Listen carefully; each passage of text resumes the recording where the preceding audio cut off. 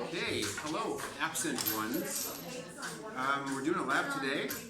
The lab we're doing is a momentum lab. We have a collision of two carts. We're measuring the position of the cart and the velocity of the carts using two motion sensors connected through a LabQuest to a computer. This one over here, the left one, as you can see, we're going to call V1 on the board. It's going to be coming in with a velocity of V10, and it will strike a cart that is at rest over here. In this collision, the carts will interact with magnets, so there's no loss of energy, hopefully. A pretty smooth situation there. And what we're going to do is we're going to have this collision occur, measure all the speeds, and I'll just show you what that should look like.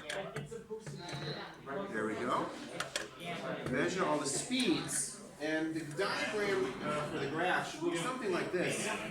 And we will measure off the velocity right before, right after for the incoming cart, and the velocity for the outgoing cart, V2. V2, because of the way our motion sensor is set up, will measure a negative velocity, although of course both carts are moving to the right. Okay? I mean, V10 is positive to the right. V2 is also positive after the collision. We will then vary the mass of the incoming cart. 1, 2, with 1, with 2, then with 3, then with 4, to have a larger and larger mass collide with a smaller mass. And we do the measurement. And this one will take off with a bigger speed then, not surprisingly. And we'll do it the other way around, where we have a lighter cart strike a heavier cart, and we'll also see what happens.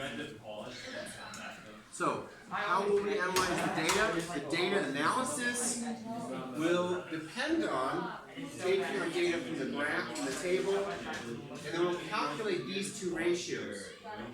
2m1 over m1 plus m2, and v2 over v1. Why? Well, if we do the analysis of the physics theory, we'll see that that ratio should be constant. V2 should be the same. V2 to V1 should be the same as that mass ratio. And therefore, when we graph the whole thing on our graph, that's redundant, we should get a straight line with a slope of 1. We'll see how that works. It should work out fine.